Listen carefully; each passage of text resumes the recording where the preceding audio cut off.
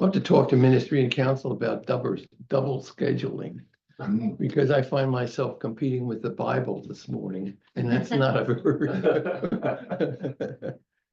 not an even choice. But I hope that just in saying something in this, that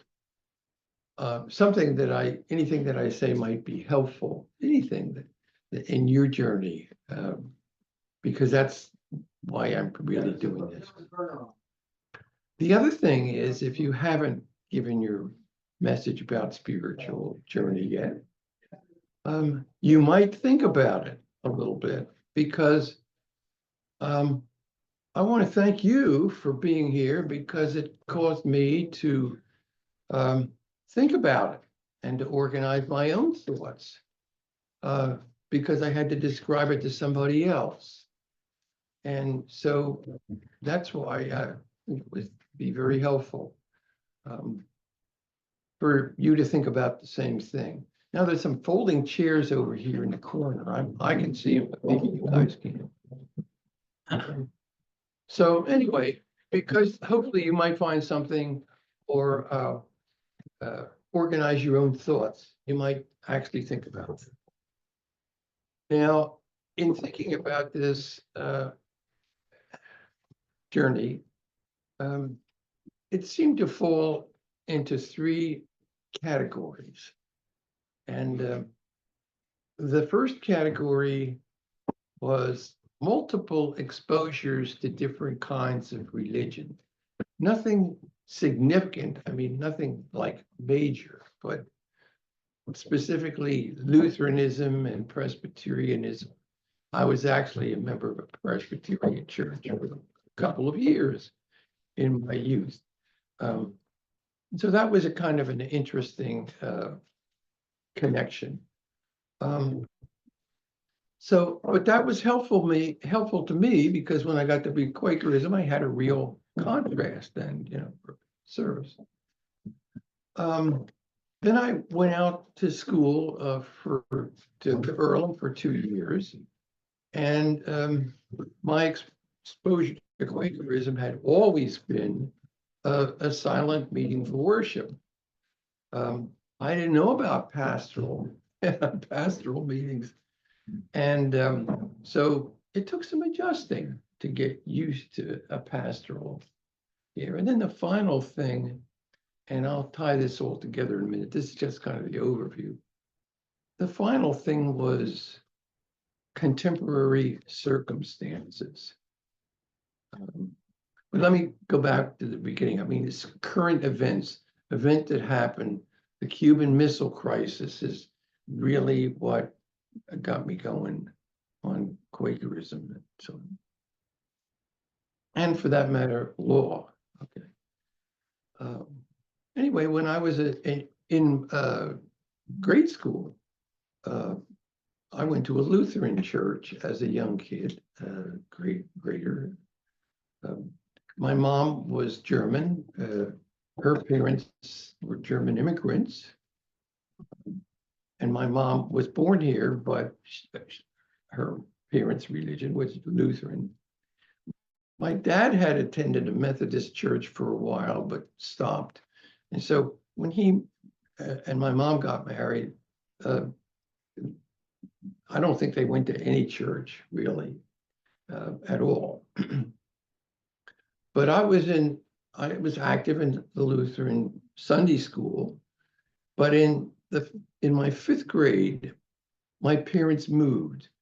I had one sibling, a brother, my older brother, who was 8.5 years older than I was. And he went to college and lived on campus. And suddenly my parents found themselves in this, what I just considered just a beautiful English Tudor house in Drexel Park, Pennsylvania, which is Delaware County. This is where I was growing up, Delaware County, Pennsylvania.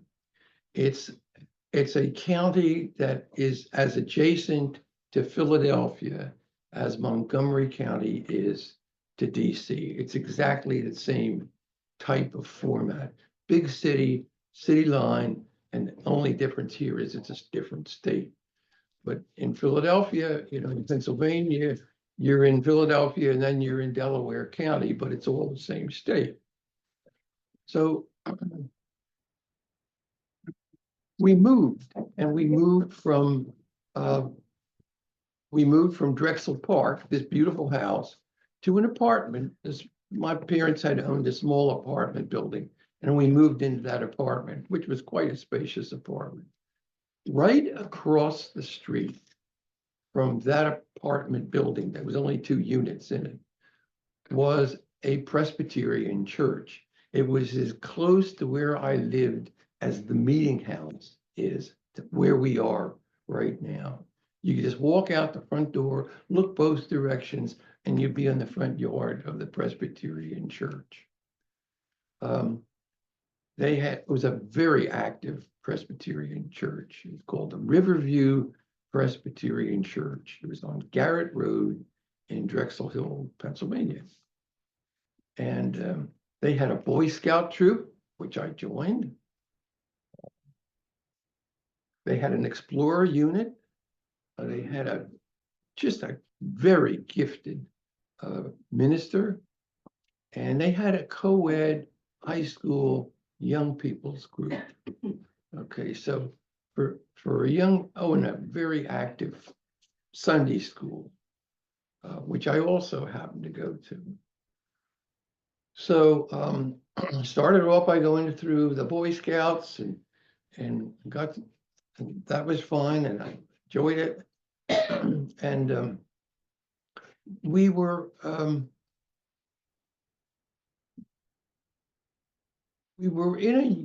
the young people co-ed high school group met at 7 o'clock in the evening at the church.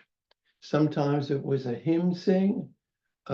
Sometimes we'd get the pastor to come in and talk to us.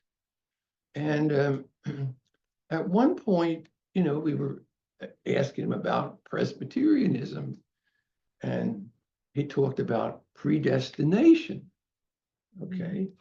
Now, for those of you who've never heard that, who don't, the idea that when you are born, God has it all figured out, and there's a select group that are going to be blessed and go to heaven, and those who are not the select group, this is a vast oversimplification, I guess, we're not going to go to heaven.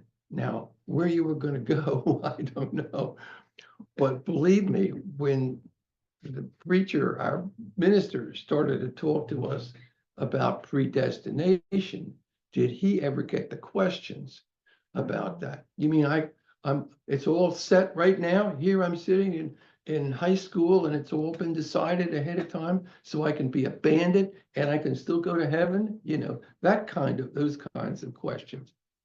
So we're all sitting there, kind of listening to, well, what's his answer? Well, the answer was, well, maybe John Calvin didn't really mean it quite so literally. Maybe there's an adjustment or a workaround or something that can be done if you live an exemplary life. Well, I'm not sure whether we were satisfied with that or not, but anyway, and I don't think they talk about it too much in Presbyterianism. And I mean, I ended up joining that church when I was in high school, primarily because, well, as I say, they had some nice, pretty high school girls, and a couple of my buddies from high school class were there, and we occasionally once a year, we all went together on a retreat over the weekend. It was someplace in the country, it was very nice. A place like Catoctin, was for the weekend. Of course, it was chaperoned, and it was all very, very wholesome and all that. But nonetheless, there was a lot going on in that church. Now, in the meantime, and might be hard in retrospect to think about this, but as a parent, they knew exactly what was going on with my involvement. with this Presbyterian church across the street. My parents, right after the Second World War, had a professional association with a realtor who belonged to Lansdowne Friends meeting. And she invited my parents to go to this Friends meeting in Lansdowne. Again, it's a suburb of Philadelphia, so a lot of people that were involved with the Quaker community in Philadelphia, the service committee, what was then the publication called the Friends Intelligencer, now it's called the Friends Journal, and all the other things that are connected with Philadelphia yearly meeting, which is, of course, where it all started. A lot of those folks were career Quakers as well as members at Lansdowne meeting. Now, sometimes my mom asked me if I wanted to go to meeting. You know, I didn't go to church every week. I mean, I'd always taken that, I'd never missed that 7 o'clock co-ed meeting that we had, you know, in Sunday evening. But sometimes once in a while, I don't know what you think, you know, I can't explain it. But sometimes I would go to meeting. My mom would go. She was very active in meetings. She was on a couple of committees, and back then a lot of Quaker women, and maybe it's still going on. There was a lot of committees that had Quakers in them, like Women's International League for Peace and Freedom, WIL, and the World Federalists. They renamed, but they're still going. A lot of these organizations, she was active in a number of those. And on one of these trips to meeting, because that wasn't across the street, that was about 2 miles away, you had to get in the car and go. So I said, what do Quakers believe? Mom, what's going on? And she said, well, Quakers believe that there is that of God in every person, and that you need to engage yourself in thinking about God and what you can do to improve yourself and your life and your environment and yourself, and to become more godlike. I said, you know, huh? You know, isn't there something written, what about the Apostles' Creed? What about the responsive readings? What about the collection? What about the sermon? What about the choir? Where is all this? He said, none of that, just none of it. Well, anyway, so we went. I mean, I was just going for the first time.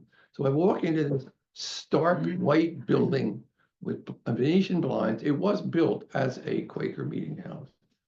And my first thought was, why don't they paint this? Why don't they fix this place up a little bit? You know, why don't they paint some of them? It would be very nice if it were pink or the light green, and put some curtains at the windows, you know, make it nice, you know. It's so stark. So it took me a while, but the one thing, and Lansdowne meeting was composed of a lot of older folks. We didn't have a young people's group. We didn't even have after meeting. We didn't even have a refreshments. You just had meeting for worship. Everybody would communicate, have community, and then everybody would leave, you know. But the message were because of their diversity, because they were coming from us, the group. And some of them were quite thought-provoking. And even as a young high school fella, I was moved by some of those messages. And these old people, now you remember I'm 15 years old at the time. These old people were so interesting to talk to after meeting. I loved to talk to them. And I found that something was really, because in the Presbyterian church, you know how it is if you've ever been there. The preacher is finished with the sermon and everybody's at closing hymn. The preacher walks down the aisle and greets everybody on the way out. And maybe there's refreshments downstairs and so on. I don't mean to minimize it. It was a nice experience and, you know, a good way to get charged up for the week with what's going on. But as time went on, I began to, even though I was a member of the Presbyterian Church, I started going a little bit more to the Quaker meeting that I'd used to, and I began to understand the starkness of the meeting, which I don't see as stark anymore, and began to more fully understand what it was. And it was harder. Being a Quaker is harder because it's not being handed to you, okay? You can't just go in there and get charged up with a first-class, dynamically presented sermon, and you go out there and you do it for the week. See you next week, you know. But in any event, so I graduated from high school. I decided to go to Swarthmore. I guess, well, they were nice enough to let me in. I went to Swarthmore. They have a meeting, at a friends meeting on campus. And I occasionally went to meeting, but back at Swarthmore, they had 6 classes, 6 days of the week, including Saturday morning. So, and if you had an 8 o'clock Saturday morning class, Sunday was the one time you could sleep in, you know. But I did get there a few times. Now, I liked the students at Swarthmore, but I was disappointed in it's highly academically competitive. It was a lot of work. And I was disappointed in my grades that I wasn't getting the grades that I used to get. Of course, 2 out of 3 students were like national merit, you know, honorable mention or scholars. I was not that. So after 2 years, I decided I would transfer because I had my roommate at Swarthmore had some friends who were Earlham students and they were visiting him. And so I started talking to them. And so I decided, and they said, oh, you should come, you'll love it. You should come. It's a very great place. And if you're a Quaker, now these fellows were Jewish, but they said, it's a really great place. You should come. So I transferred, never even having visited campus to Indiana. So Andrew, I was pretty much solid with Quakerism. I liked meeting. I liked the responsibility of being responsible for my religious, how I was going to sort things out, how I was going to pursue things. But this is Indiana. This is what used to be 5 years meeting and it's now Friends United meeting. And they had a pastoral meeting at 11 o'clock and silent meeting for worship at 9. It was Clear Creek meeting. And of course, I preferred the silent meeting, but occasionally I would actually go to the pastoral meeting. And in a sense, it was a little bit like the Presbyterian church, but it was much more relaxed, the pastoral meeting. And there was time in there for you, if you wanted, you know, there was 20 minutes of silence in there. And the presiding official or the minister, if you want to call him that, in this circumstance, did not wear any vestments or anything. You felt more like that person was someone who'd given some thought to a message ahead of time and just kind of wanted to leave you with some prepared thoughts. So, oh, thanks, Drew. So, I got used to that too. And that was an adaptation that I had to make because I realized now, and we all realize, that the majority of Quakers belong to a pastoral meeting or a regular. mean, all of Africa is pastoral Quaker meetings. So those of us in silent meetings are really in the minority, at least in terms of Quakerism.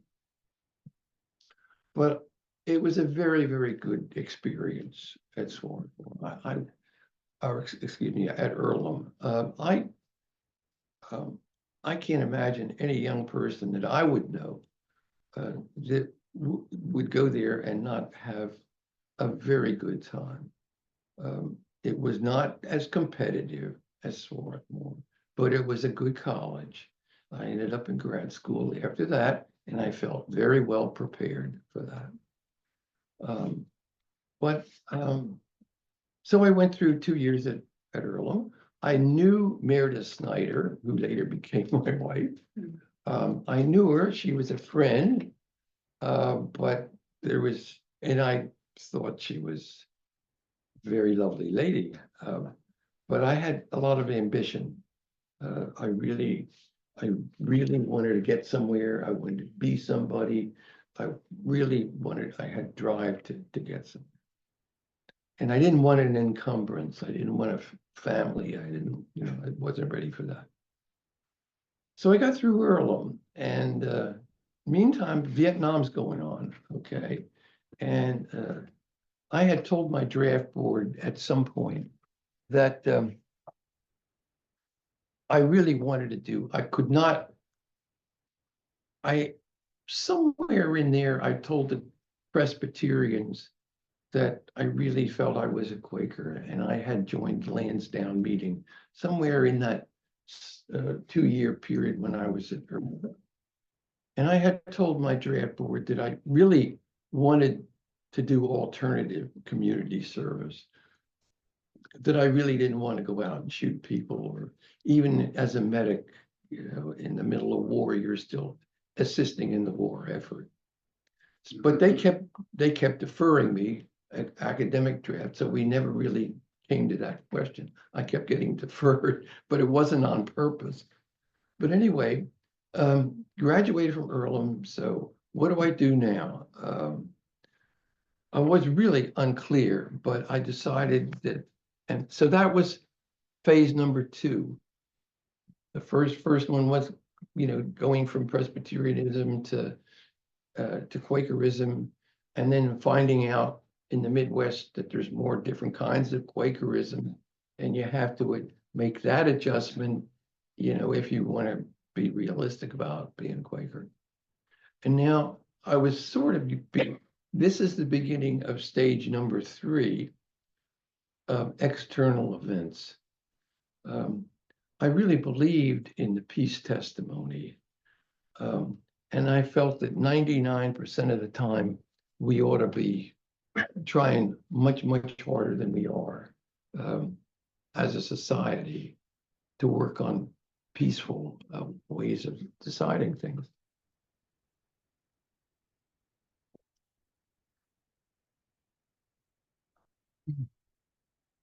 So I decided I would go to grad school at Penn, University of Pennsylvania in Philadelphia. And I was enrolled in a graduate school program, a grad program in political science, international relations.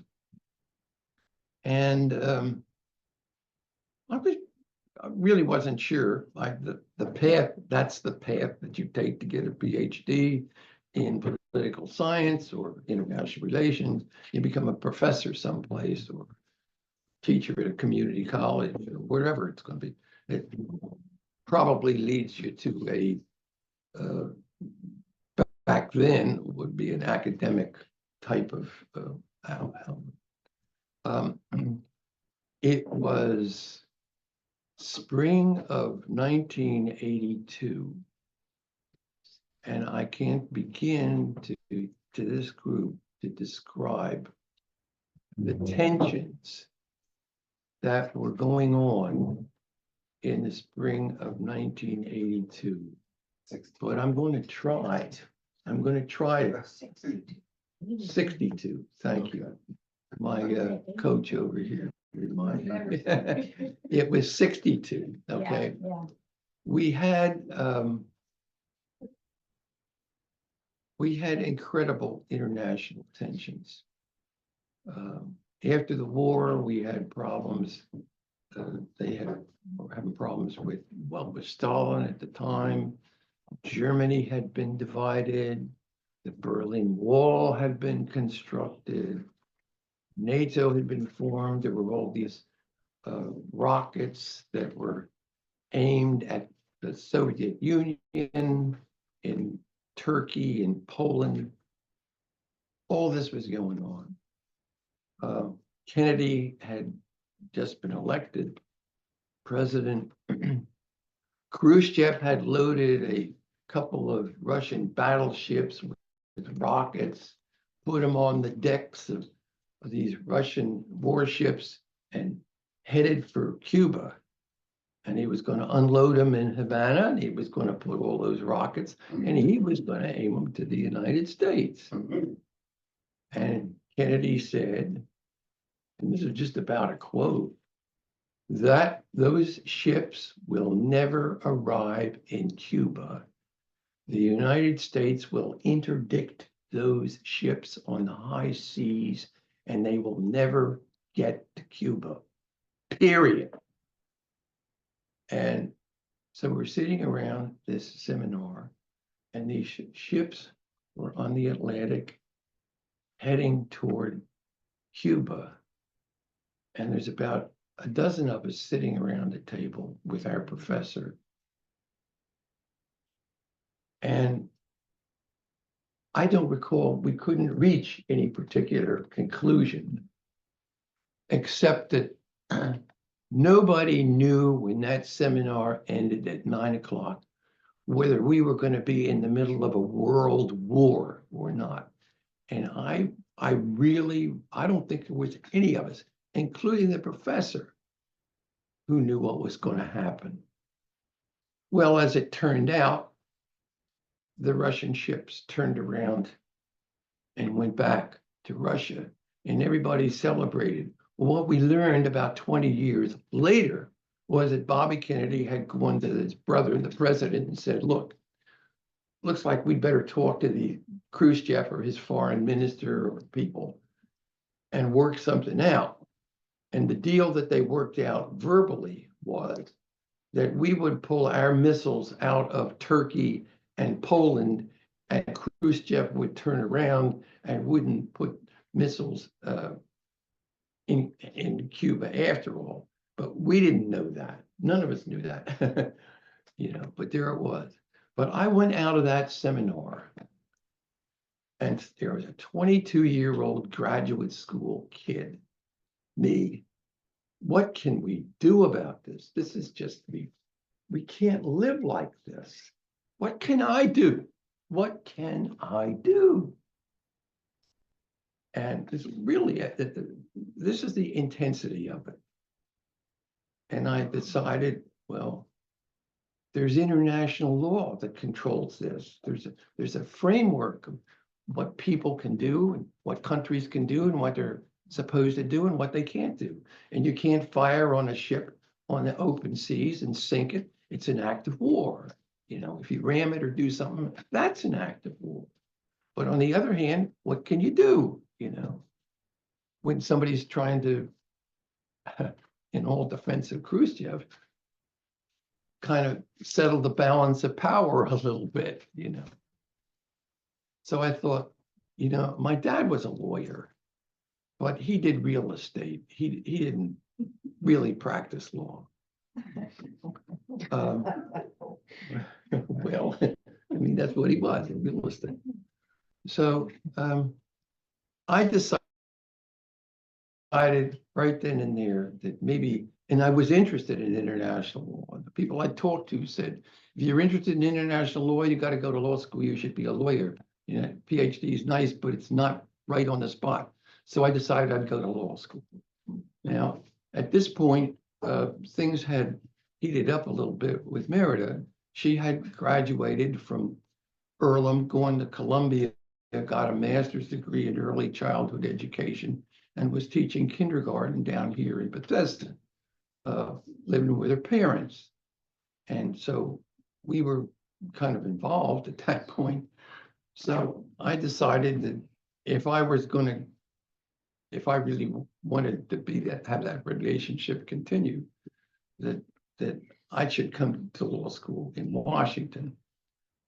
So I came to GW, George Washington Law School, and studied there, intending when I got my law degree that I would try to get a job with an international agency, the UN preferably, or any one of the specialized agencies, or anything where you could work toward peace, you know. I tried to get a job with the State Department, Legal Advisor's Office, when things didn't look very promising. Things didn't look very promising for a couple of reasons, for me at least. I didn't graduate from an Ivy League law school. I didn't graduate from Harvard or Yale. Yale Law School waitlisted me, so that was that. I didn't get in. So I went to GW. But in any event, I didn't have the credentials from the quote, right unquote law school. I didn't have any political connections. And everybody, lots of people in the United States want to work for the international agency. I had to be from some unique or unusual country because the UN is trying to keep diversity with a capital D, obviously, because that's why it's the UN. So I was having a lot of problems finding a job in the field that I wanted, and it's not what I had planned, okay? I was planning that I really wanted to. So the dean of my law school said, look, go talk to Milton Corman. He's the chief of the law of the Corporation Counsel's Office, now called the Attorney General's Office. I went to talk to him, and I went to work for the Attorney General's Office in the District of Columbia as a prosecutor. Okay, and I did that because I had to do. I mean, I had to do something, and I rationalized or reasoned that the peaceful settlement of disputes, whether it's international or whether it's within a state or a country, we needed a framework or a system for the peaceful settlement of disputes. And law did that. I mean, if you followed the law, there's a framework, you know, you could practice law and make peace, you know, in your own little corner. It's not on a grandiose basis, but you're still kind of a peacemaker and what motivates you. Nobody cares about what motivates you. In this case, it's Quakerism and it's pacifism, but nonetheless, you're settling something. So I started trying a lot of cases, and I was pretty active in trial work. And it occurred to me after about 10 or so years that the job I really wanted was the job that the person sitting up there with the black robe, that's the job I wanted, because that would be the ultimate. Now, maybe they'd get out in the hallway and they'd say, that crazy judge, I don't, you know, but for the time being, everybody was looking for somebody to listen and to apply it to the framework that we learned in law school, and to decide the case and give a fair, legitimate, understandable reason for why you decided it the way you did.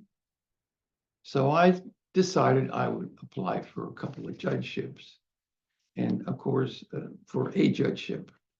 But I didn't get it. That is quite a process too, but you have to go in front of a committee that meets, and then they vote in secret.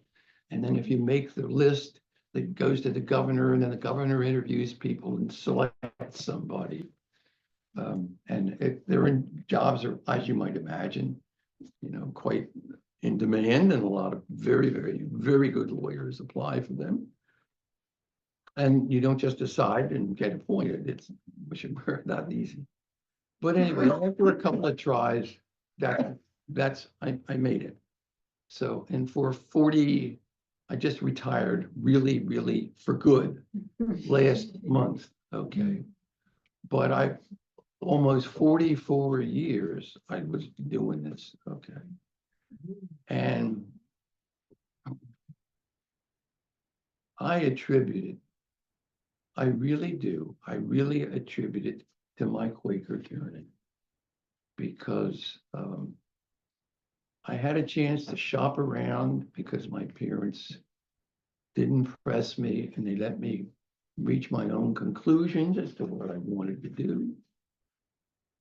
I was fortunate in being able, when I got to college, to Earlham, that I was able to go to 2 different kinds of Quaker meetings at the same time and make that adaptation.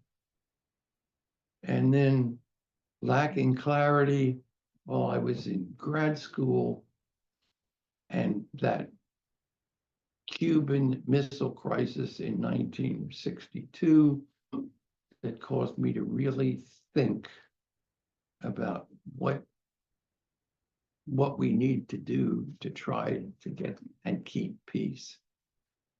So, I never got where I really wanted to get, but on the other hand, I'm pretty satisfied with what I was able to do with the cases, the dozens and hundreds of cases, that I had to do or was doing over the years.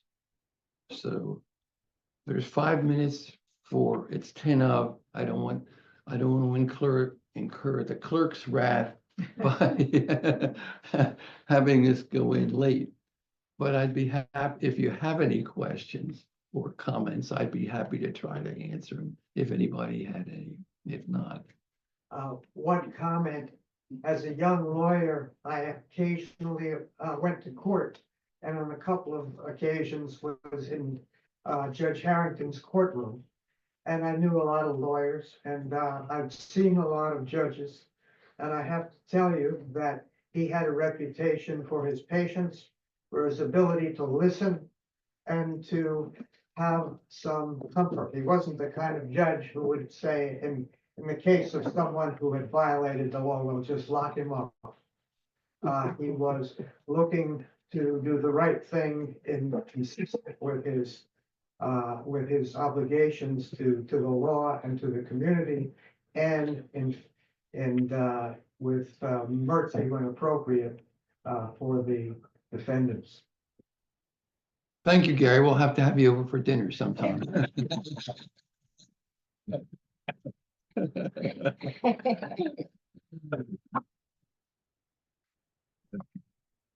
Anybody else?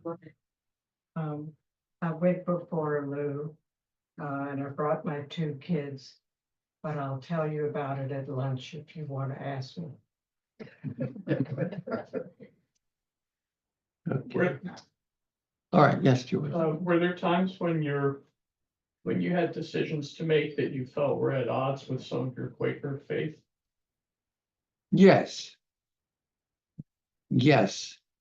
An example was maybe I'd been sitting for a year or two, and some peace demonstrators had refused to move on when asked, and were obstructing something. Okay.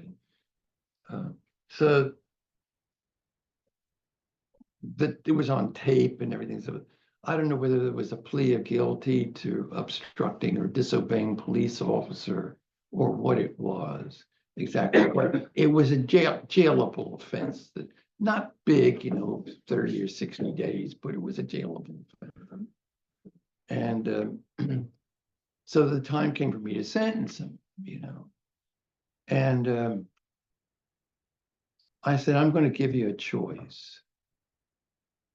And I said, I'm going to give you 5 days in jail, or you can do 40 hours of community service. And if you want to do community service, that will satisfy the requirement. And she said, well, I can't go to jail.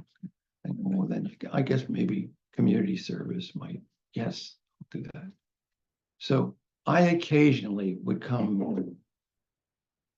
across, or people would come across me, who had been involved in civil disobedience. Well, all of us, I'm very sympathetic with people involved. My son, who's not here, I went through his growing up to try to keep him out of jail, So, so we do that. The answer is you try to fashion a workaround, or you give them an opportunity to kind of take care of the situation and yet still pay their dues without.